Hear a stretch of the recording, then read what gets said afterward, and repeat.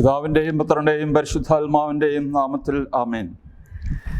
പ്രിയ വൈദിക സഹോദരങ്ങളെ, സഹോദരന്മാരെ, ഉയർപ്പിന് ശേഷമുള്ള 6-ാം ഞായറാണ്. വിശുദ്ധ യോഹന്നാൻ്റെ സുവിശേഷം 16-ാം അധ്യായം 5 മുതൽ 11 വരെയുള്ള വാക്യങ്ങൾ. എന്നാൽ ഇപ്പോൾ ഞാൻ എന്നെ അയച്ചവൻ്റെ അടുക്കിലേക്ക് പോവുകയാണ്, എന്നിട്ടും നീ എവിടെ പോകുന്നുവെന്ന് നിങ്ങളിൽ ആരും എന്നോട് ചോദിക്കുന്നില്ല. ഞാനിതെല്ലാം നിങ്ങളോട് പറഞ്ഞതുകൊണ്ട് നിങ്ങളുടെ ഹൃദയം ദുഃഖപൂരിതമായിരിക്കുന്നു. എങ്കിലും സത്യം ഞാൻ നിങ്ങളോട് പറയുന്നു, നിങ്ങളുടെ നന്മയ്ക്ക് വേണ്ടിയാണ് ഞാൻ പോകുന്നത്. ഞാൻ പോകുന്നില്ലെങ്കിൽ സഹായകൻ നിങ്ങളുടെ അടുക്കിലേക്ക് വരികയില്ല. ഞാൻ പോയാൽ അവനെ നിങ്ങളുടെ അടുക്കിലേക്ക് അയക്കും. അവൻ വന്ന് പാപത്തെക്കുറിച്ചും നീതിയെക്കുറിച്ചും ന്യായവിധിയെക്കുറിച്ചും ലോകത്തെ ബോധ്യപ്പെടുത്തും. അവർ എന്നിൽ വിശ്വസിക്കാത്തതിനാൽ പാപത്തെക്കുറിച്ചും ഞാൻ പിതാവിൻ്റെ അടുക്കലേക്ക് പോകുന്നത് കൊണ്ടും നിങ്ങൾ ഇനിമേൽ എന്നെ കാണുകയില്ലാത്തത് കൊണ്ടും നീതിയെക്കുറിച്ചും ഈ ലോകത്തിൻ്റെ അധികാരി വിധിക്കപ്പെട്ടിരിക്കുന്നതിനാൽ ന്യായവിധിയെക്കുറിച്ചും ബോധ്യപ്പെടുത്തും. ദൈവമേ, സ്തുതിക്ക് യോഗ്യമാകുന്നു. ബാറയ്ക്കുമോ. നമ്മുടെ കർത്താവായ യേശു മിശിഹ വളരെ യാഥാർത്ഥ്യ ബോധമുള്ള ഒരു നായകനായിരുന്നു. ആധുനിക രാഷ്ട്രീയക്കാരെ പോലെ സുന്ദരമോഹന വാഗ്ദാനങ്ങൾ ഒക്കെ നടത്തുകയും പിന്നീട് അത് പാലിക്കാതിരിക്കുകയും ചെയ്യുന്ന രീതിയല്ല യേശു എന്ന നായകൻ ചെയ്തിരുന്നത്. അതിനുദാഹരണമായി സാധാരണ പറയാറുള്ള ഒരു ചരിത്ര സംഭവമാണ്, 2-ാം ലോകമഹായുദ്ധത്തിൽ ജർമ്മൻകാര് ലണ്ടൻ്റെ മേൽ ഒരു ബ്ലിറ്റ്സ് എന്ന് പറഞ്ഞാൽ ലൈറ്റ്നിങ്, ക്രീഗ് എന്ന് പറഞ്ഞാൽ വോർ. അപ്പോൾ ഒരു ഒട്ടും പ്രതീക്ഷിക്കാത്ത രീതിയിൽ 100 കണക്കിന് യുദ്ധവിമാനങ്ങൾ അയച്ച് ലണ്ടൻ പട്ടണത്തെ മുഴുവൻ തകർത്തു. അതുപോലെ ഇംഗ്ലണ്ടിൻ്റെ കിഴക്കൻ തീരത്തെ പല പട്ടണങ്ങളും ഏതാനും മണിക്കൂറിനുള്ളിൽ ബോംബ് ചെയ്ത് നശിപ്പിച്ചു. സൂര്യൻ അസ്തമിക്കാത്ത സാമ്രാജ്യത്തിന് ഏറ്റ ഈ പ്രഹരം ഇംഗ്ലീഷ് ജനതയ്ക്ക് വഹിക്കാവുന്നതിലപ്പുറമായിരുന്നു. അത്രയധികം കാഷ്വാലിറ്റീസ് ഉണ്ടായി എന്നത് മാത്രമല്ല, അവരുടെ ഒരു അഹന്തയുണ്ട്. ആ അഹന്തയ്ക്ക് ഏറ്റ വലിയ പ്രഹരമായിരുന്നു. അങ്ങനെ അപ്രതീക്ഷിതമായി ഉണ്ടായ ഈ പരാജയത്തിൽ നിരാശരായ ഇംഗ്ലീഷ് ജനതയോട് അന്നത്തെ ബ്രിട്ടീഷ് പ്രൈം മിനിസ്റ്ററായിരുന്ന വിൻസ്റ്റൺ ചർച്ചിൽ ഒരു ആവേശകരമായ ഒരു പ്രസംഗം നടത്തുന്നുണ്ട്. അതിൽ അദ്ദേഹത്തിൻ്റെ ഏറ്റവും ഉദ്ധരിക്കപ്പെട്ട ഒരു വാക്കാണ് ഞാൻ ഇപ്പോൾ ഉച്ചരിക്കുക. അവൻ ഇംഗ്ലീഷുകാരോട് പറഞ്ഞു, എനിക്ക് മോഹന വാഗ്ദാനങ്ങളൊന്നും നിങ്ങൾക്ക് നൽകാനില്ല. നമ്മൾ സർവ്വതും മറന്ന്, നമ്മുടെ സ്വന്തം ജീവനെയും മറന്ന് യുദ്ധം ചെയ്താലേ നമുക്ക് നിലനിൽപ്പും അതുപോലെ തന്നെ ജർമ്മൻകാർക്കെതിരായിട്ടുള്ള വിജയവും ഉറപ്പിക്കാൻ സാധിക്കുകയുള്ളൂ.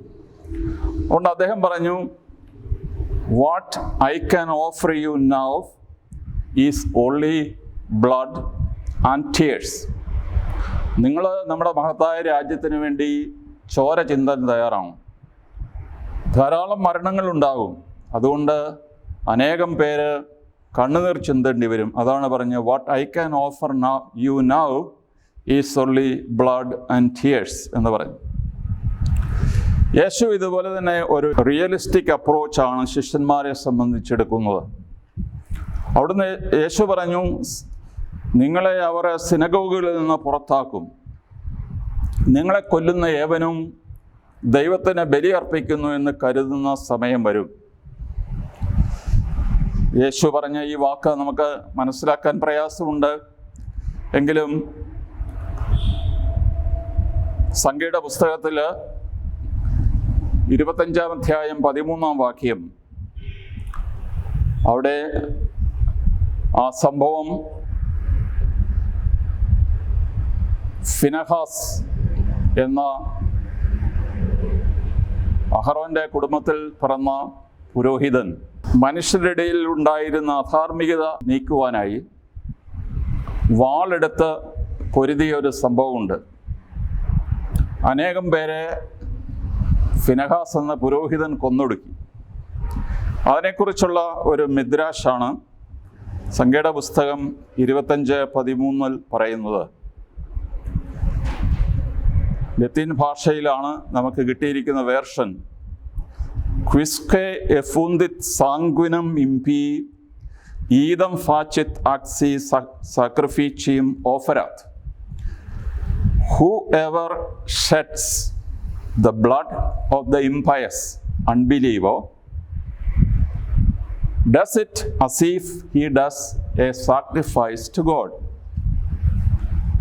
ഇതേ മനോഭാവവും അന്നത്തെ റോമക്കാരുടെ ഇടയിലുണ്ടായി. റോമക്കാരെ സംബന്ധിച്ച ക്രിസ്ത്യാനികൾ അവിശ്വാസികളായി. അവരുടെ ദേവന്മാരെ ആരാധിക്കാത്തവരെ എല്ലാവരും അവിശ്വാസികൾ എന്ന് വിളിച്ചു. അവരെ കൊന്നുകളയുന്നത് ഒരു ന്യായീകരണമായിട്ട് അവർക്ക് തോന്നി. അതും ഹിസ്റ്റോറിക്കൽ റെക്കോർഡ്സ് ഉണ്ട്. പ്രത്യേകിച്ച് താച്ചിത്തൂസ് എന്ന് പറയുന്ന ആള് അവരുടെ റോമൻ ചരിത്രത്തിൽ അത് രേഖപ്പെടുത്തിയിട്ടുണ്ട്. ക്രിസ്ത്യാനികളെ കൊല്ലുന്നത് നല്ല ഒരു കാര്യമാണ് എന്നുള്ളത്. ആധുനിക ISI പോലെയുള്ള തീവ്ര സംഘടനകളിലും കാഫറിനെ കൊല്ലുന്നത് ഒരു പുണ്യകൃത്യമാണ്. കാഫർ എന്ന് പറഞ്ഞ അൺബിലീവർ എന്നാണ്.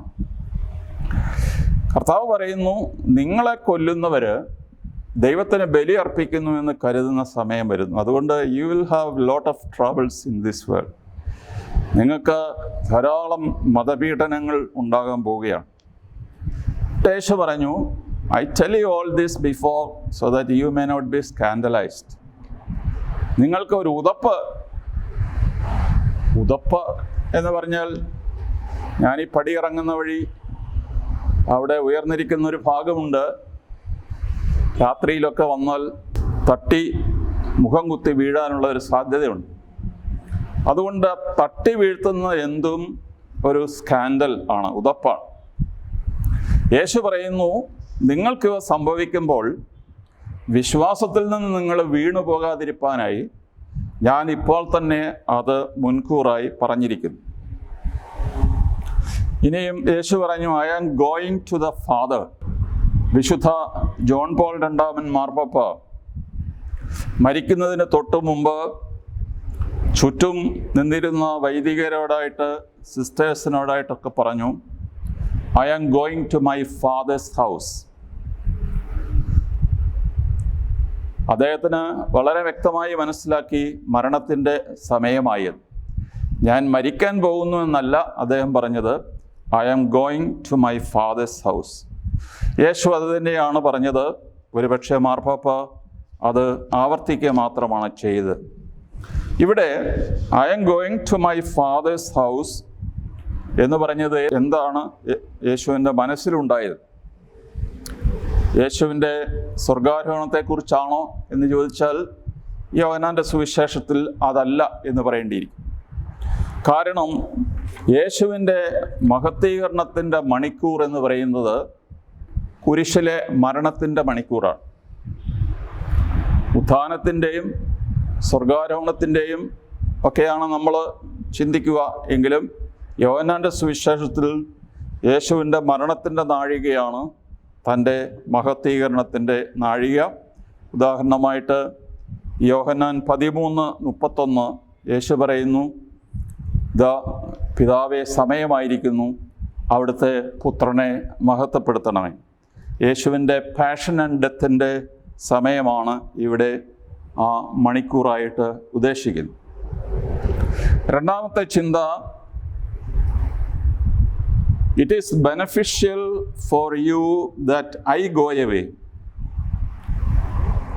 സുംഫേറൈ എന്നുള്ള ഗ്രീക്ക് വാക്ക്, it is of benefit to U.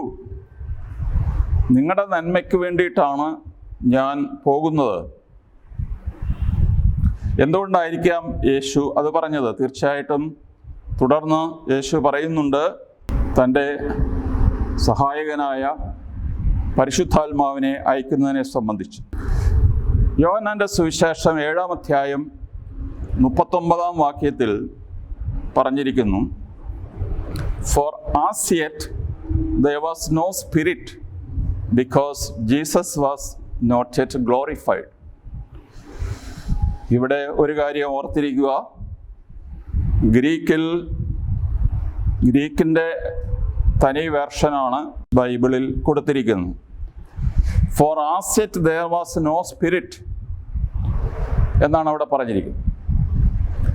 എന്നാൽ ഏതാനും പുരാതനമായ മാനുസ്ക്രിപ്റ്റ്സ്, കയ്യെഴുത്ത് പ്രതികളിൽ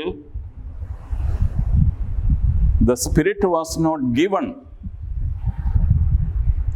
pneuma hagion ou dedomenon, the spirit of God was not given, spirit was not there എന്ന് പറയുന്നതല്ല, spirit was not given. നമ്മുടെ POC ബൈബിളിൽ ഈ ഗ്രീക്കിൻ്റെ വേർഷനല്ല, മറ്റു ചില മാനുസ്ക്രിപ്റ്റുകളിൽ കൊടുത്തിരിക്കുന്ന ആ കംപ്ലീറ്റ് വേർഷൻ, യേശു അതുവരെയും ആത്മാവ് നൽകപ്പെട്ടിരുന്നില്ല. കാരണം യേശു ഉയർപ്പിക്കപ്പെട്ടില്ലായിരുന്നു, മഹത്വീകരിക്കപ്പെട്ടില്ലായിരുന്നു. അതുകൊണ്ട് യേശുവിൻ്റെ മരണത്തിൻ്റെയും ഉത്ഥാനത്തിൻ്റെയും യേശുവിൻ്റെ മഹത്വീകരണത്തിൻ്റെയും ഫലമാണ് പരിശുദ്ധാത്മാവിൻ്റെ വരവ് എന്ന് പറയുന്നു. മൂന്നാമത്തെ ചിന്ത, എന്താണ് യേശുവിൻ്റെ യുഗം കഴിയുക, യേശുവിൻ്റെ ദൗത്യം പൂർത്തിയാവുക. പിതാവേ, എല്ലാം പൂർത്തിയായി എന്ന് യേശു പറഞ്ഞു. അതുകൊണ്ട് തൻ്റെ മിഷൻ അവിടെ അവസാനിപ്പിച്ചു. തെത്തലൈസ്തായി ഗ്രീക്ക് ഭാഷയിൽ I have completed my mission എന്നർത്ഥമുണ്ട്. എവറിതിങ് ഈസ് പെയ്ഡ് ഓഫ്, ഇനിയും കടം ബാക്കിയില്ല.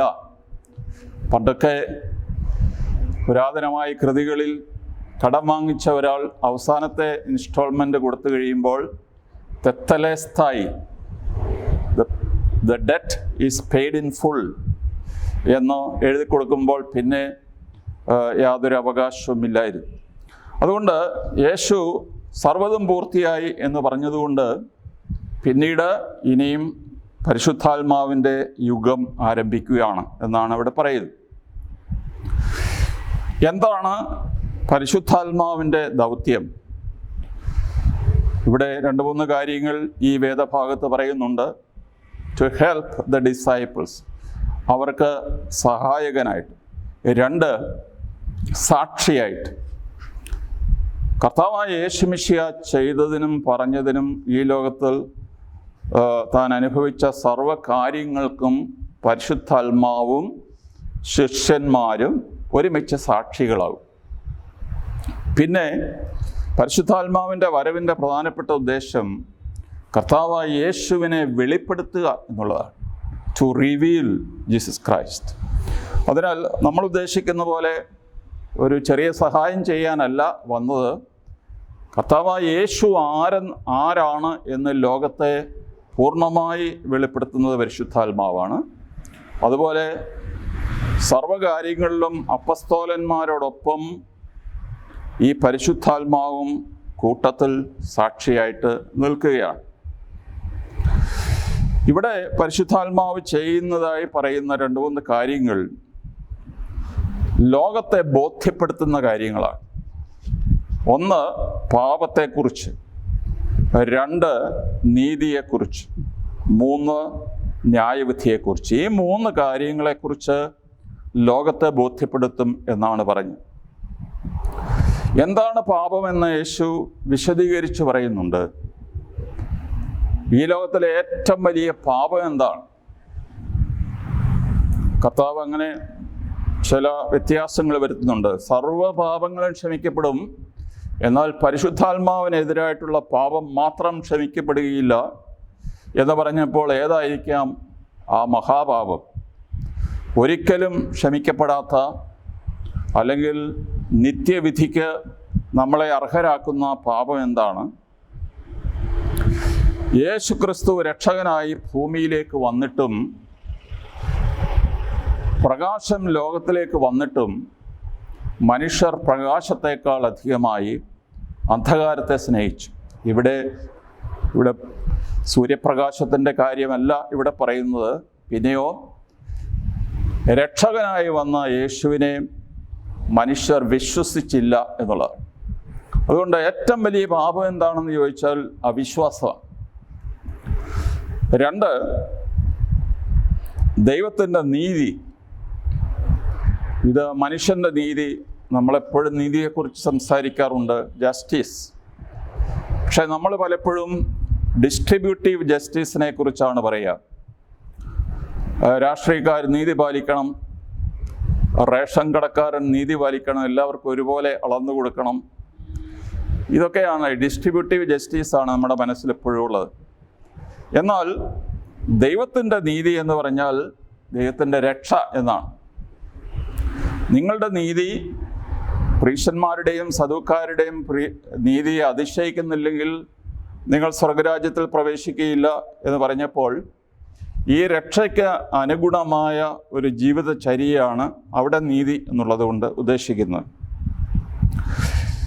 ഇനിമേൽ നിങ്ങൾ എന്നെ കാണുകയില്ല എന്നുള്ളത് കൊണ്ട് യേശു ഇവിടെ ഉദ്ദേശിക്കുന്നത്, ഞാൻ എൻ്റെ രക്ഷണീയ പ്രവൃത്തി പൂർത്തിയാക്കി, അതുകൊണ്ട് ദൈവം എൻ്റെ ഈ രക്ഷയെ പൂർണ്ണമായിട്ട് അംഗീകരിക്കുന്നതിനാൽ അതിന് എതിരായിട്ട് ഇനി യാതൊന്നും നിലനിൽക്കുകയില്ല.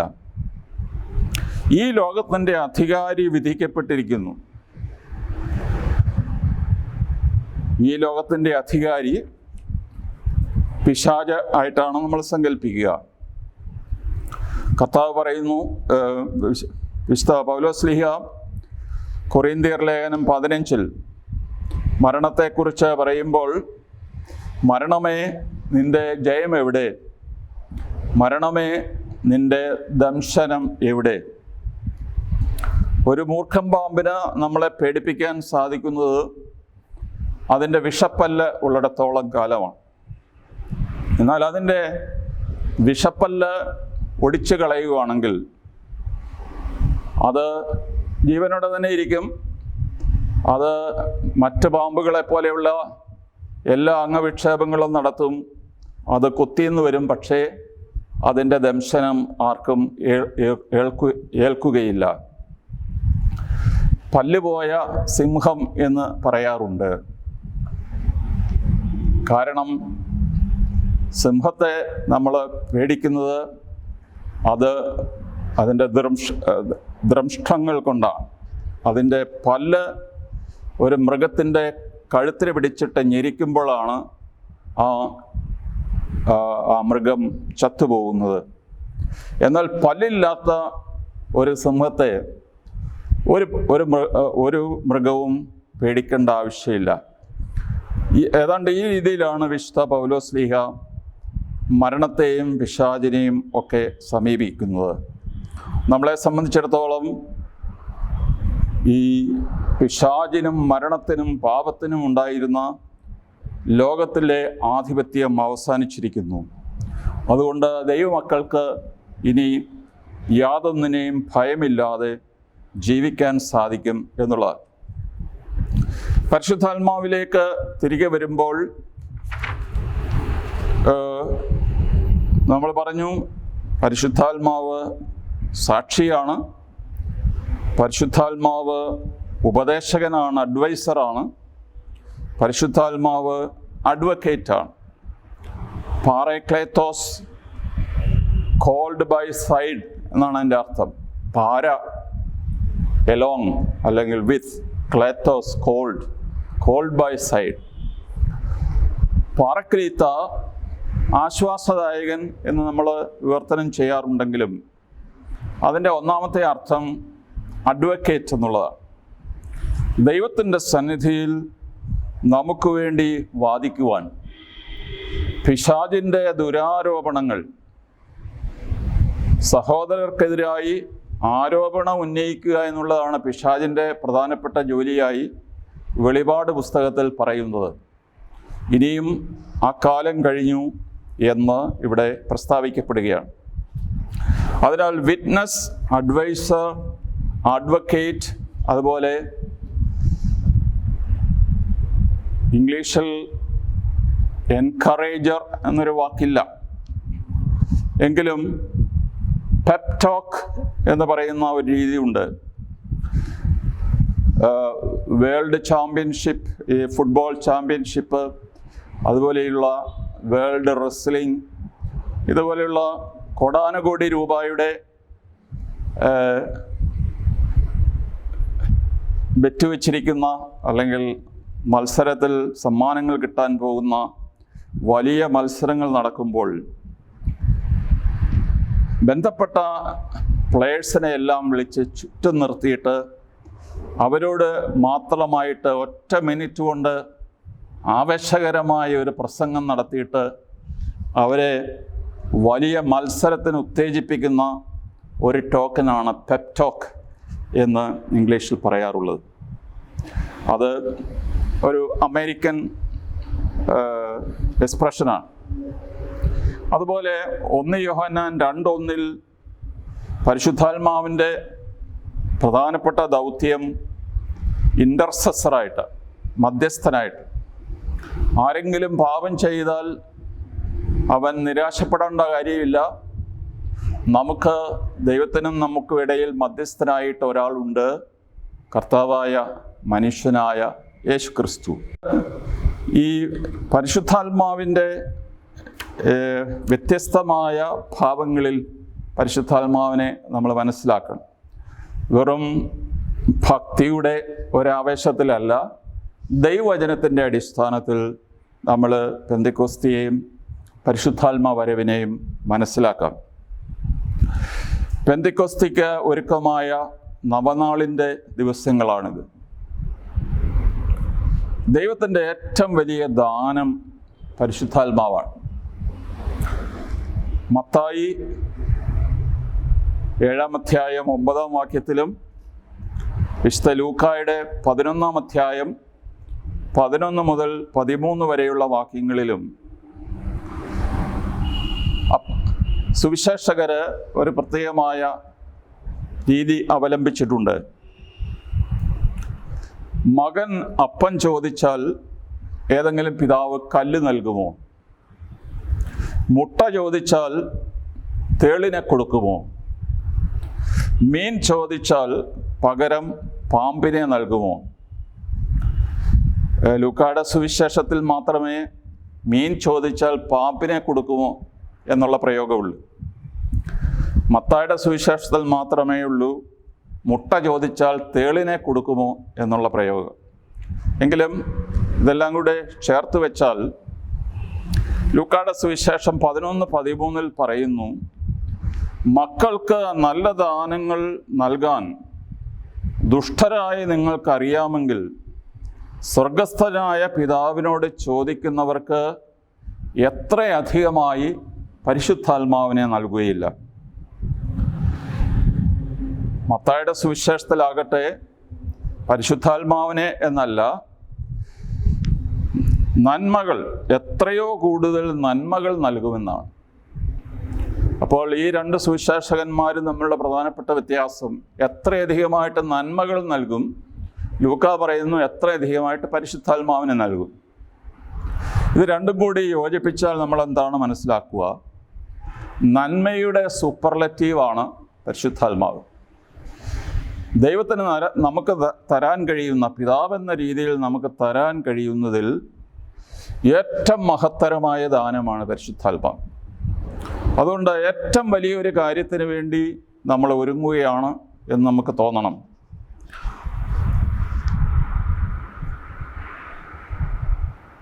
പരിശുദ്ധാത്മാവിന് വേണ്ടി നമ്മൾ ഒരുങ്ങുന്നതിൽ ഏറ്റവും പ്രധാനപ്പെട്ടത് പാപങ്ങളെക്കുറിച്ചുള്ള പശ്ചാത്താപമാണ്. അവൻ ദൈവത്തിൻ്റെ തന്നെ ആത്മാവാണ്, യേശുവിൻ്റെ ആത്മാവാണ്. ദൈവവും പാപവും തമ്മിൽ ഒരുമിച്ച് വസിക്കാൻ പറ്റില്ല. അതുകൊണ്ട് നമ്മുടെ ഹൃദയത്തിൽ പാപങ്ങൾ ഏറ്റുപറഞ്ഞ് കുമ്പസാരിച്ച് പാപമോചനം പ്രാപിക്കുക നമ്മുടെ മാർഗമാണ്, സഭ നിർദ്ദേശിച്ചിരിക്കുന്ന മാർഗമാണ്.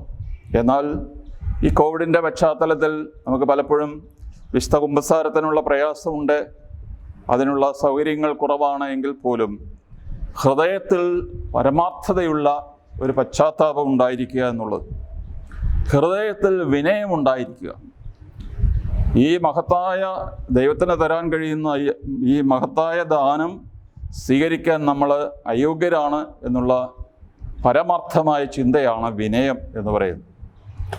അതുപോലെ ആത്മാവിൻ്റെ ഏറ്റവും വലിയ ദൗത്യം നമ്മുടെ ഇൻഡിവിജ്വൽ ക്രിസ്ത്യൻസ്, കർത്താവിനെ അനുഗമിക്കുന്ന നമ്മളെ സംബന്ധിച്ചിടത്തോളം പരിശുദ്ധാത്മാവ് നമ്മളിൽ നിർവഹിക്കുന്ന ഒരു രൂപാന്തരമുണ്ട്. We are being transformed from glory to glory. അതുകൊണ്ട് ഇവിടെ പ്രത്യക്ഷമായിട്ട് ബാഹ്യമായിട്ടൊന്നും പ്രത്യക്ഷപ്പെടുന്നില്ല എങ്കിൽ പോലും നമ്മുടെ ഉള്ളിൽ ഒരു വലിയ രൂപാന്തരം നടക്കുന്നുണ്ട്. അത് യേശുവിൻ്റെ രക്ഷ പ്രാപിക്കാനുള്ള ആഗ്രഹത്തെ അടിസ്ഥാനമാക്കിയാണ് ഈ രൂപാന്തരം നടക്കുന്നത്. അതുപോലെ പരിശുദ്ധ കുർബാനയോട് ബന്ധപ്പെട്ട് ജീവിക്കുക. കാരണം വിശ്വാസികളായ നമ്മളെ സംബന്ധിച്ചിടത്തോളം പരിശുദ്ധ കുർബാനയിൽ നിന്നാണ് നമുക്ക് പരിശുദ്ധാത്മാവ് നൽകപ്പെടുക. അത് നമ്മൾ വിശ്വസിക്കണം. അല്ലാതെ ഈ പ്രാർത്ഥനായോഗങ്ങളിൽ വലിയ ബഹളവും ആരവവും ഒക്കെ ഉണ്ടാക്കുന്ന ആ നിമിഷങ്ങളിൽ മാത്രമേ പരിശുദ്ധാത്മാവ് നൽകപ്പെടുകയുള്ളൂ ആരും വിശ്വസിച്ചേക്കരുത്. നമ്മുടെ സാധാരണ ഒരു വലിയ ബഹളവും ഇല്ലാത്ത പരിശുദ്ധ കുർബാനയിലൂടെയാണ് ഏറ്റവും കൂടുതൽ നമുക്ക് പരിശുദ്ധാത്മാവിൻ്റെ അനുഭവം ലഭ്യമാക്കുക.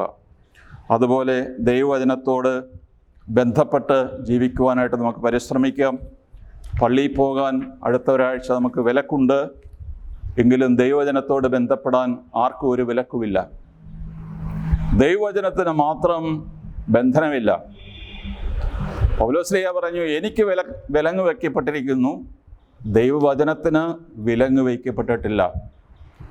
നമ്മുടെ കേരളത്തിലെ എല്ലാ ക്രൈസ്തവ കുടുംബങ്ങളിലും 2ഉം 3ഉം ഒക്കെ ബൈബിള് വെച്ചുണ്ടാവും.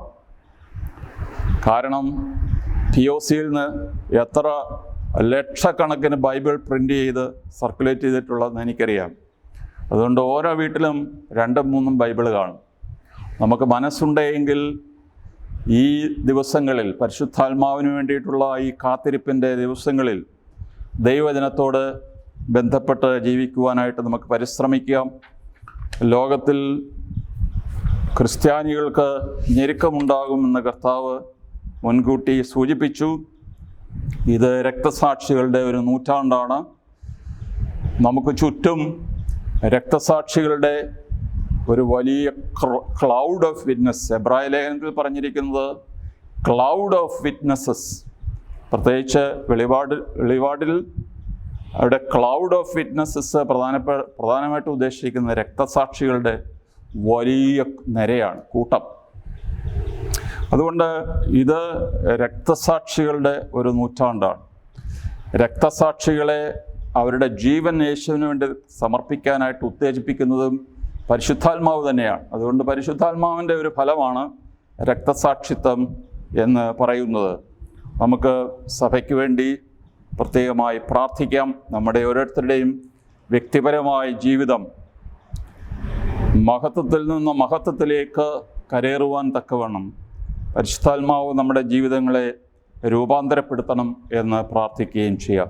പിതാവിനും പുത്രനും പരിശുദ്ധ റൂഹായിക്ക് സ്തുതി ആദ്യം മുതൽ എന്നേക്കും. ആമേൻ.